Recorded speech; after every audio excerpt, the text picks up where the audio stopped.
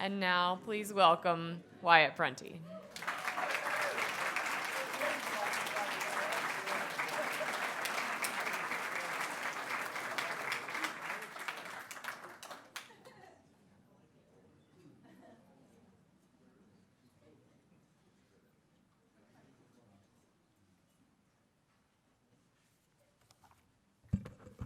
Years ago, I gave a reading in Vermont at Breadloaf, probably in 1982, and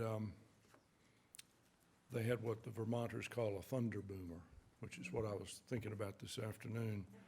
And I got up, I was introduced, and I got up and I started reading from my very first book, and it was a small little speaker like this, and the rain came, and the thunder, and hail, and we were in what's called the little theater, but it's just a open beam roof, you know, with some shingles, and it was just like that.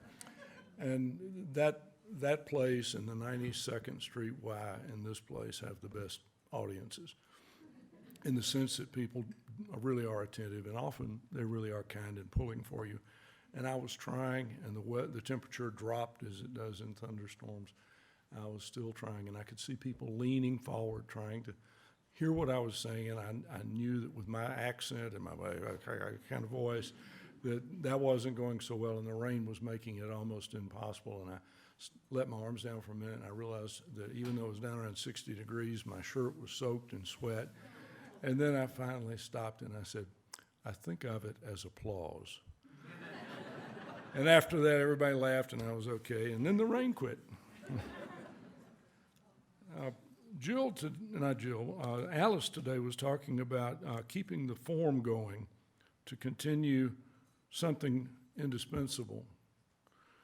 And earlier this week, Pete gave a great talk on rhythm in poetry. And Alice's care with language and her advice to us, and the whole idea of keeping the narrative bright, all the things that go into good fiction and all the things that go into good poetry are there, I think, for a reason, for a motive that we all bring to the page, which is to keep our lives going, to keep those we care about going, to make holding the discrete particulars of the world together in a way that enables us to come back to them and make sense out of them, and to the extent we care about them, also retains them in some way. So I was thinking about that, and I was thinking about my nervous beginnings, and that reminded me of a couple of very early poems written well over 40 years ago. They're at the back of this book, in the back, and the back is, generally speaking, where they belong. But I'm sort of fond of whoever the person was that did this. I know that guy was well-intended anyway. This one is called The Family Act. Before we had children, but somehow I guess I knew, or I was anxious. The big top billowing over lines and poles, its brightly colored sections clash as husband and wife climb their ladder and introduced dive calmly into space. Swinging above the sawdust ground, one meets the other, catching her fall with hand on wrist. Then she twists round, he releases her, she twirls away. The curve of the caught fall is their serious play. Over a darkened ring, the nets let down, they live by taking leave of those who move them most to stay. And another one, a little bit like that, again, thinking about children, which is also what I was getting out of what Alice was saying. She said, keep the form going for something indispensable, and I've decided that once they get here, your children are quite certain that they are the ones that are indispensable, and you did the right thing. This is called a kite. It's a little guy flying a kite. It flies because he will not let it go. Sometimes because he wraps the twine around his hand so tight that blood collects, darkening under the wind's insistent tug. From his wrist, the string dissolves into its length, its curve rising from the ground, an anchored flight of immobility and fragile parts strung taut to give them strength. Vivid for the sky's emptiness, a bright red patch against the haze and blue, it soars along a shortened line, but falls when given run before the wind.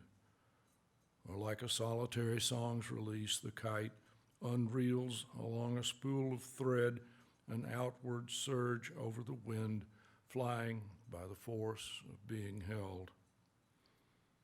The single master of a vacant lot, by pulling down, it rises up, this craft of putting fragile things aloft, of letting go and holding on at once. So those are a couple of earlies. Let's see. And with children in mind,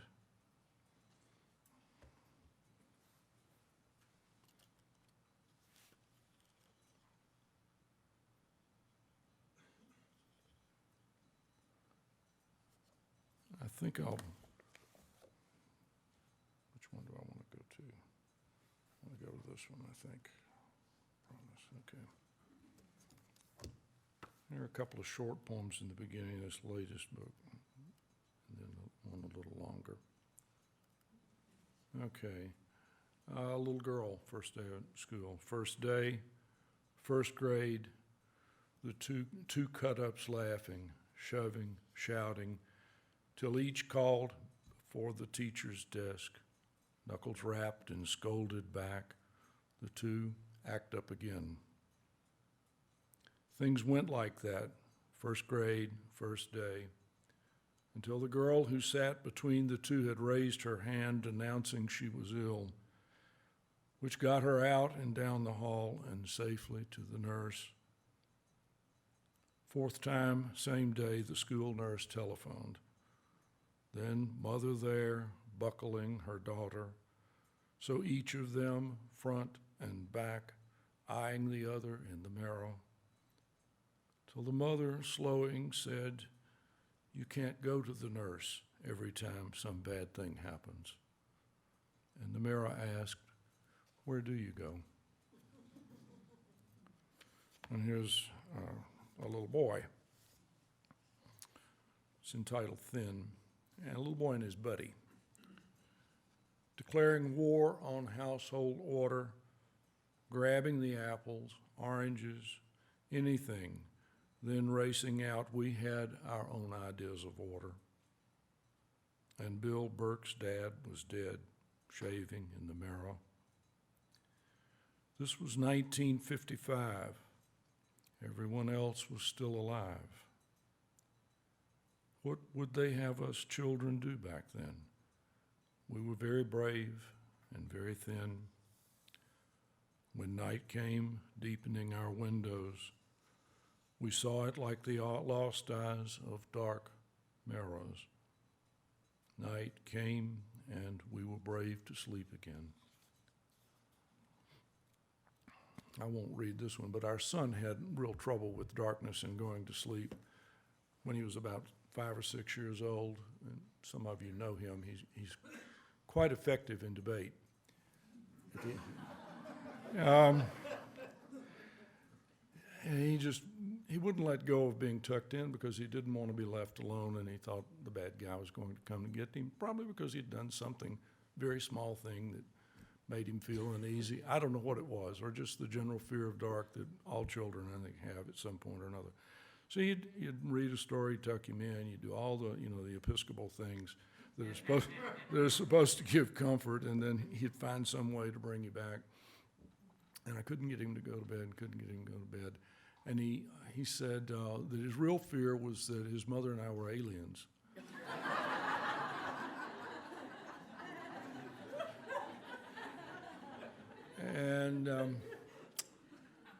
And his mother heard this delay going on, and she came in and said, "What is all this?" And he repeated it again. He said, "You're aliens. I'm afraid you're aliens." And we both said in unison, "That's ridiculous. We're not aliens." And then he howled. He said, "That's what they always say."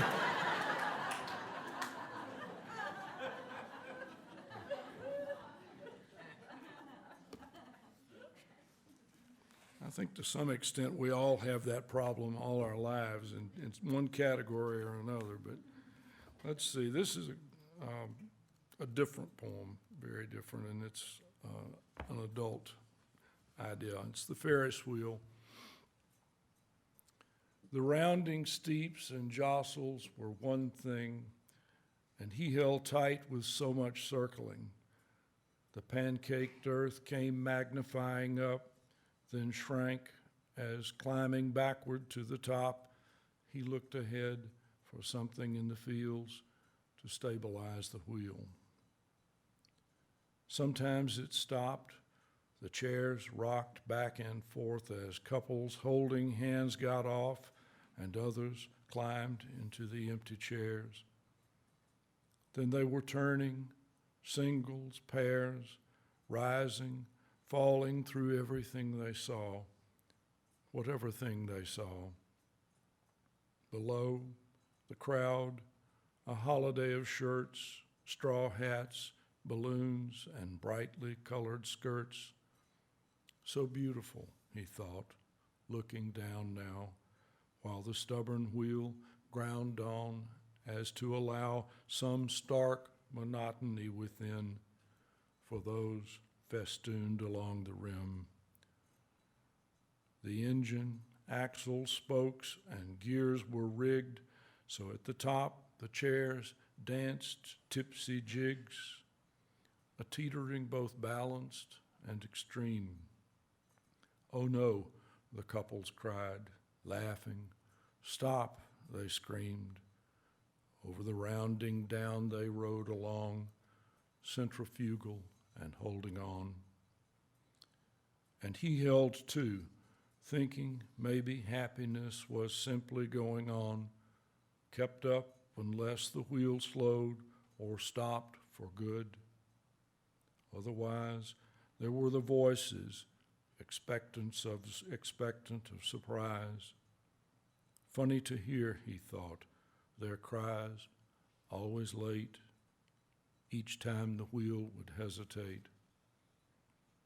Since the genius of the wheel was accident, the always almost that hadn't, a minor agony rehearsed as fun, while the lights came up and dark replaced the sun, seeming to complete their going round all day, paying to be turned that way.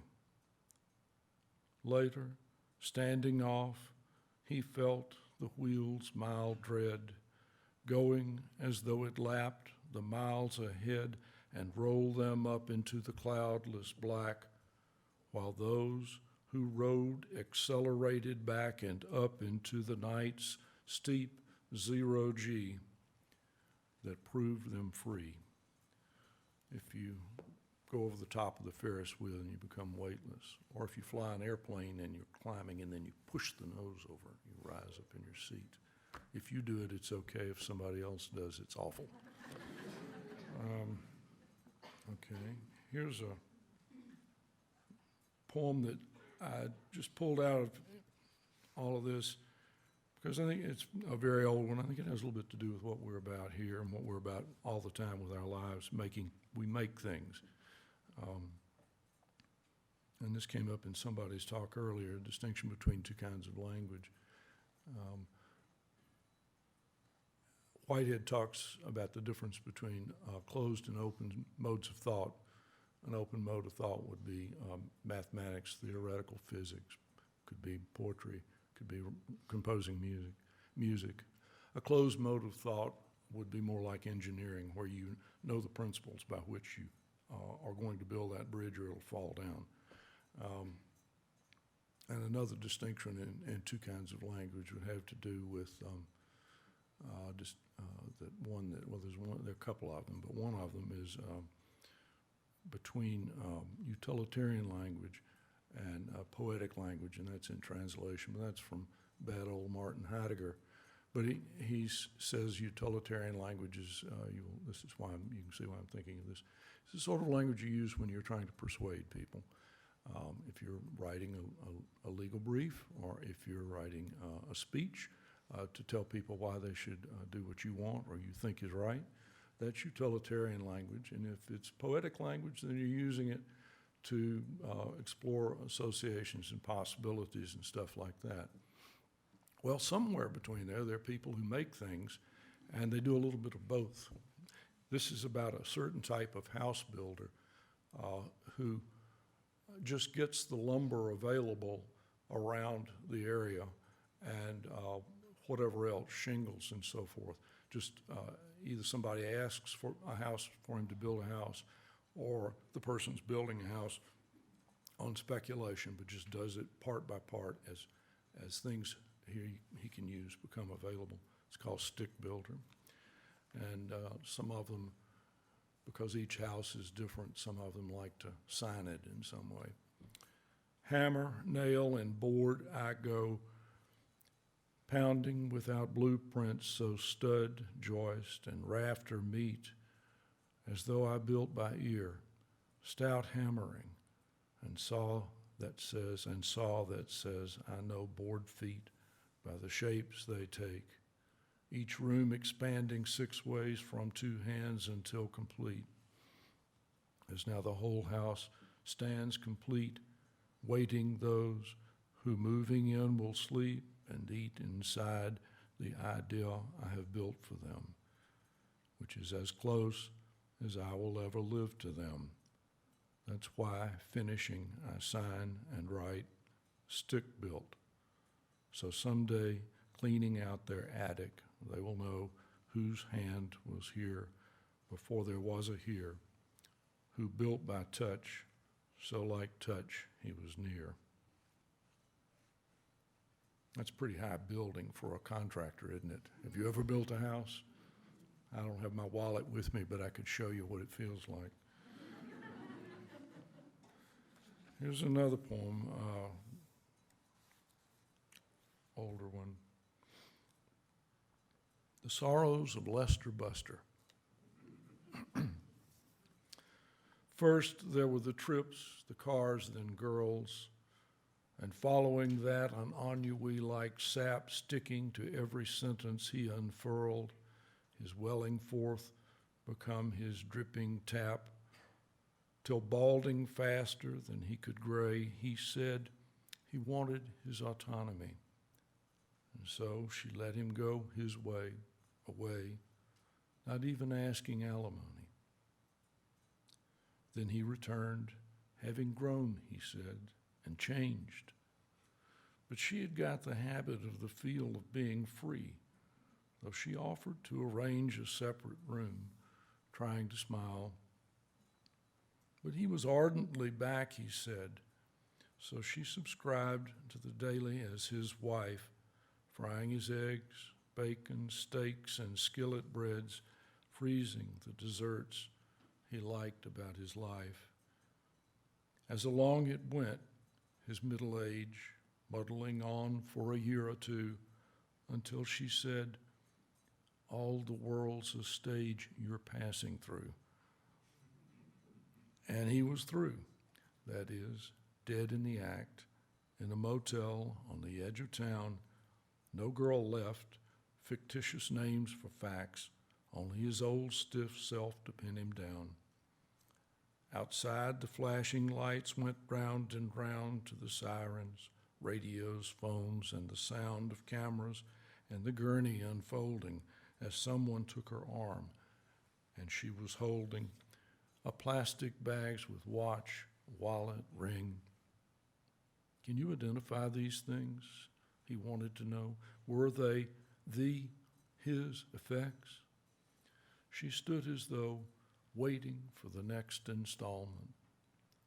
Later, some neighbors standing by saw her son pull up, hop out, get the door, then heard her say while waving them goodbye, I think a little sooner's always better. Depends on what you think a little sooner is. All right. What else? Some people, maybe. Back to children.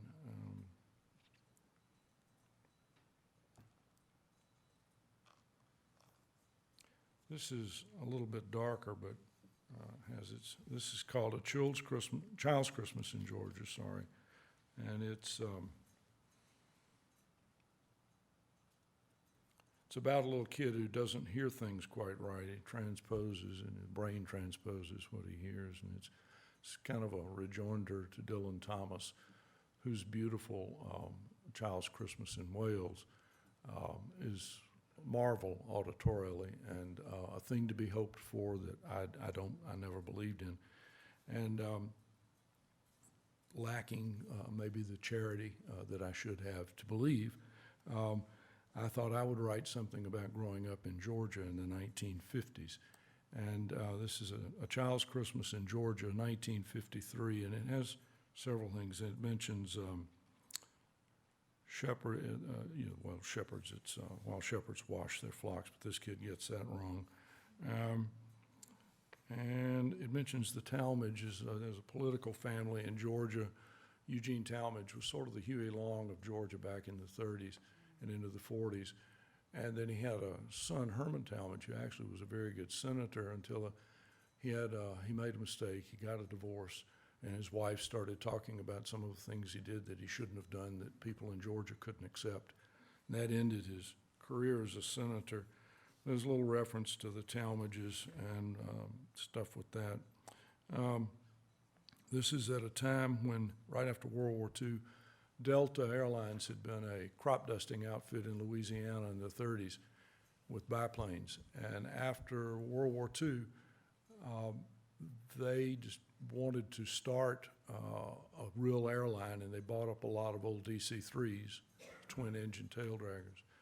And they were taking bids from Birmingham and Atlanta, and it went back and forth. But Atlanta finally said, we will not charge you gas tax.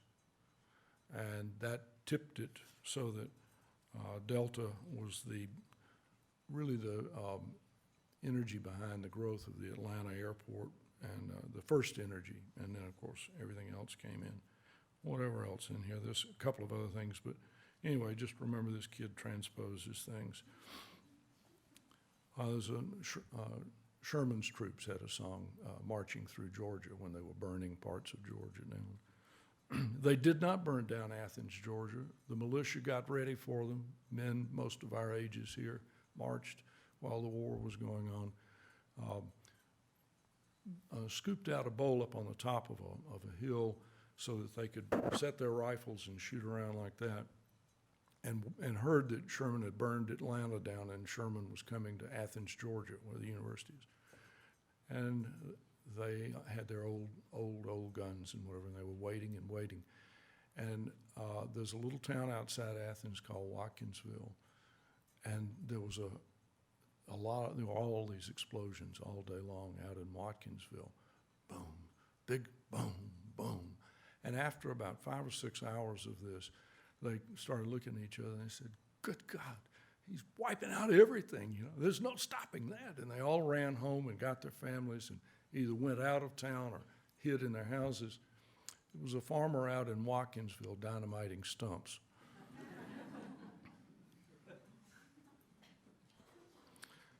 Marching through Georgia to bed, he stopped, listened, and heard while shepherds washed their socks by night. Later, he sang the same skewed line off key, and his parents howled until getting it wrong, he decided, beat getting it right.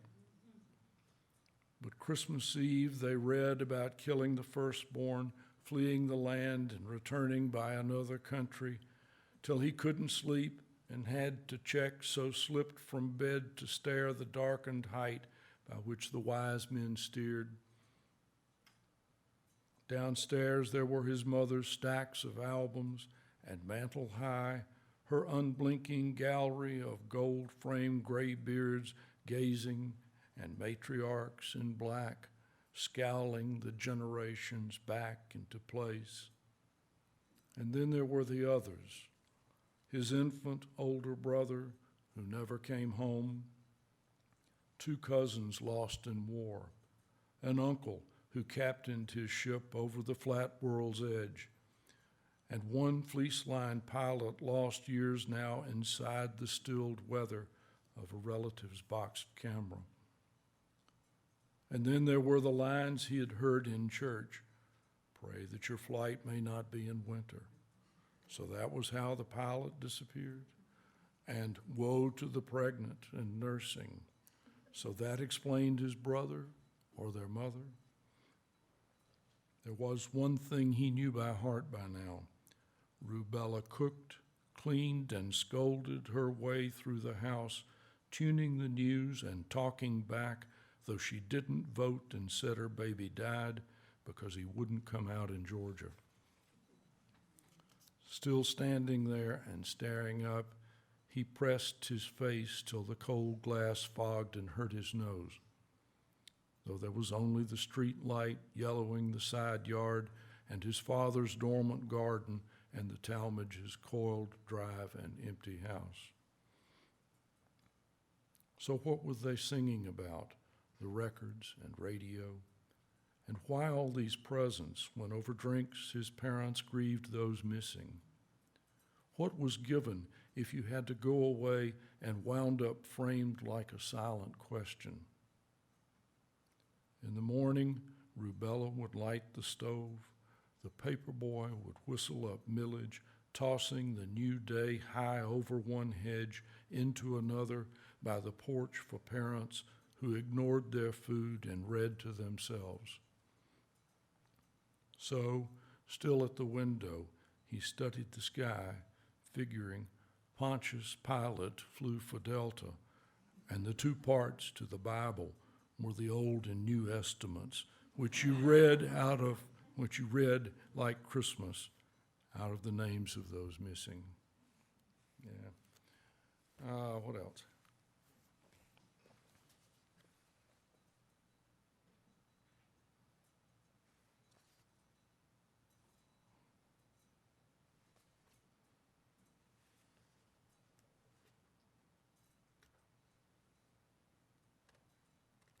Here's one that is also older, and maybe then I'll get back in closer to present tense. It's called Dr. Williams' Garden. I wrote it for Paul Mariani because he did a big biography of William Carlos Williams, and I was always finding fault with William Carlos Williams for being a little slack in his rhythms and stuff. And Paul loved him, and we were great friends, and so we had a good time arguing, but I began to feel a little mean-spirited. Recently, he had a pretty rough review from a critic I guess I won't mention. And I don't know, it made me, the review made me think there's only one failing in the academic character. There's a territorialism that tells you how large the world is, but how small some inhabitants feel. It produces behaviors from time to time. So I thought maybe this will get back to Mariani. Thought I'd just read this poem about Williams. It's called Dr. Williams' Garden. A city, a mountain, a river, and anyway, if you know Patterson, New Jersey, he starts off talking about all that. A city, a mountain, a river, and somewhere else a garden snake, mildly frightening to the child who steps across its length before it disappears into the grass. The snake recedes in memory the way the child explains what he has seen, detail distancing detail, until the snake cannot return but must become another city, mountain, river. And somewhere else the child has grown into a man who cannot say what he has seen without his losing it. And so he says it thing by thing, knowing that the words will leave him bankrupt beyond all tragedy, as he stands beside a waterfall, remembering the lusty heart of a fetus lost, or the sick heart of the young father who looked at him and, buttoning his shirt, said nothing. A city, a mountain, a river, and everything still left to do by a man whose feet go so unevenly over such uneven grass and accident that love must be a waterfall beside which good balance is belief. Williams was a pediatrician, and you can think about what a long life of that would be. Let's see. I think I'll stop at that for now. I have some dirty poems to prove that I'm really a guy of the world, but I won't read those.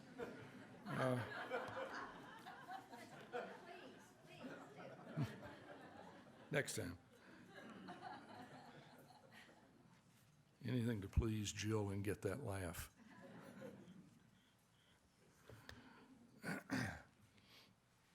Let's see.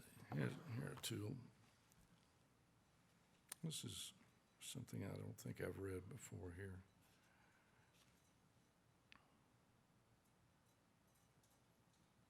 Well, that may be too long. I think I'll just read this. We're supposed to read something new. I think I'll do that, and that may take up just about enough time. I'll read two things. One thing and then another.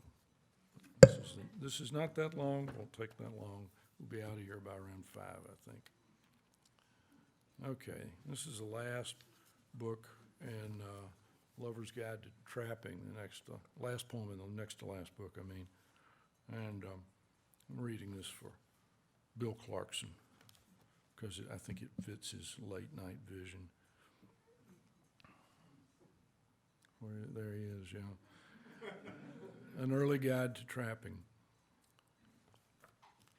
Whether your industry be pelts for fashion, the trials of sport, riddance of pests, or finding food. The first, oh, okay. That's a baby, and I would not have started with the baby, and this is kind of a mean poem by the end. Start over. Whether your industry be pelts for fashion, the trials of sport, riddance of pests, or finding food, the first rule is your unobtrusiveness. The second, except for pestilence, is that you cause small injury. Any hurt will render animals less valuable. Tend your traps. A foul device is wasted ingenuity and escape the spent engine of diligence. And know that those once caught by limbs may gnaw themselves free, walking after on 3 legs and ever wary of your instrument. Any slight in practice lessens chance of prize. Prompt attendance answers this. The idea of one trap is no idea, as best results will always come in numbers, allowing you to find in series what no single bait can ever fetch. Remember, range is hunger and supply, so set your lines accordingly, crossing all customary paths. Movement is your friend. Since nocturnals make your fortune while you sleep, let sleep be model and reminder that the landscape also rests and will be crossed, and its encounters made your benefit. As to your traps, clean them of incident. Even you and your particular may foul, and understand that quiet suits you best, as the set jaws, nets, doors, boxes, and pits of your engines readily display. Waiting is the final instrument. Learn that and make it your advantage. Look for wet season when populations grow, and meeting the face of imposed idleness, count the future as long gain. Memorize the graduals that water takes, as thirst can be a steady ally, and underbrush the site of much traffic. Except when facing certain deprivation, see that you pull your traps by spring. The captured kit or fawn is small reward compared to later enterprise. Be systematic in your work and avoid distraction over painful signs. The enlarged stare, extended legs, set mouth, as suffering will touch all animals, however long or cannily one skirts that fire.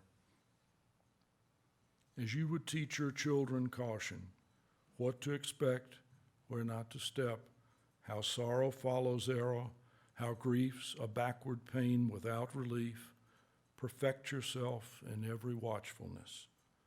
Food comes to the focused eye, and hunger focuses, while living in hours only means hours. And to those traps filled and waiting you be prompt to clear, rebate, and set, and never let the signatures of grief, whether met firsthand or written by escape, dissuade you from refinement of purpose, as you will increase by every good form of patience. It could apply to writing, not just little animals.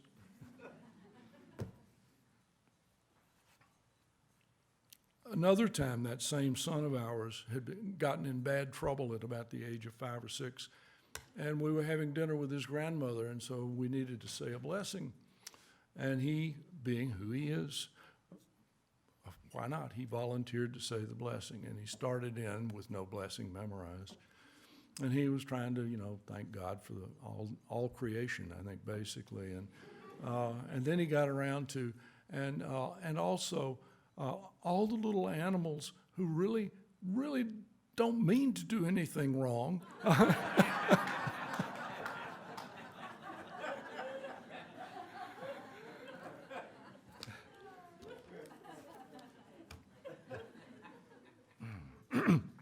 This is called May Holiday, M-A-E.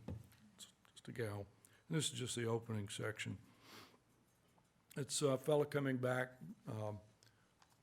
from World War II, and he has gotten himself an old, very old 1930 Buick he found on a used car lot, which is what you see old cars like that in military towns, because people get shipped out and the young fellows have a car of some kind and then they sell it at a loss, or they come back and buy one and pay too much. And anyway, this is a fellow trying to get home, going down the Shenandoah Valley, or up in the mountains finally. Comes down out of Norfolk, though he's been on the West Coast also, and he's up in the mountains and right where Virginia and North Carolina run together when he stops. Sing late night radio the river valley's blue-veined gradient. Sing the high, attenuated tenor voice that holds a long wave where it dopplers, riding the AM spit and hiss, weathering the shot noise blanks, and I'll wind up, I'll stop. I've seen a 1930s Buick with an old AM radio in it, and they do work at night, or they would work at least in the 50s. I'll start over. So he's got a radio. Sing late night radio the river valley's blue-veined gradient. Sing the high, attenuated tenor voice that holds a long wave where it dopplers, riding the AM spit and hiss, weathering the shot noise blanks and surges, graveled at one frequency's closed edges. Sing where the tappets and loose lifters of the 1930 Buick's inline 8 keep time above the white wall zebras, whining the damp road's middle sea. Sing 50 miles an hour through a world unreeling from its mirror till it answers back, goodbye to yesterday, goodbye to the ships anchored and waiting, the blank beach waiting, goodbye the mountain's hollow flank, opening fire. The bug-eyed pilot rays flood curves, then pencil out on straightaways. They dance the concrete yellow where the two-ply zebras chatter cracks, play through the steering wheel, keep time the way the long wave oscillates. And every time the windshield curves deep green, the close world travels sideways down the car's milked windows, blurs with passing, tunnels ahead, shapes the way. And then that long curve out of which a clearing frames a house made small behind one tuberous bulb burning over a Gulf oil sign hung rusting so, orange the background, orange the lettering, and the two slow bleeding into one. Landry let the engine's back compression slow him till he coasted, braked, and turned the key, then listened as the engine lost opinion. Stepping from the running board, he studied round. Upon a low front porch, there was the dry squeak of a metal spring, rhythmically announcing angles. Back of that, a screen door's light, framing a woman's silhouette, rocking the world 2 times to 1, 2 times to 1. That car's clocked its better days, the rocking said, never slowing. It idles like a pocket of loose change. It's what I've got, Landry answered. Or maybe less, the silhouette observed, still working the steel-sprung oyster back. That chair you in possess a mainspring to it? Has me, she said. You sound perpetual. She rocked beyond the time need answer that. Just use the handle side and fill your own, then walk me over what you owe. Landry tried the pump, got nothing, tried again, and something gave. A golf ball spun in a small clear bulb, then steadied like a spirit level. Landry hated the smell of gasoline. Reading results, he took the steps, then rummaged till he handed over. She drove the money down one pocket. Need a sleep? Every cabin's empty. Quiet all the way round, so choices left and right, and plumbing's just a short walk out. Landry watched her from the step, his eyes locked where the Gulf sign's light played out across the gravel for the dark. She had caved shoes, loose and improbable, and when she stood and stepped one side, she had a limp. Easing that, she caught him side glance, motioned he sit where she had been, then took the chair beside. That first one's better to your size, she said, rocking confirmation. Landry listened as the inline ticked with cooling. No cabin needs a key, she said. Just bolt the husband's side. String lights the middle. Leave your headlights on for that. Eggs of a morning. Didn't stop for extras, Landry said. She stood again, some taller to the eye, hand resting on the oyster back. Too light to rock, just heavy so's to stabilize. You from the war? Just going home. Home's good, she said, though best of it's the going. What'd you do out there? I got us where we didn't want, then got us back, most times the same. Then mostly you went out the way the one I sent set out, just that he stayed there's all. But now you're here, and nothing's bothering.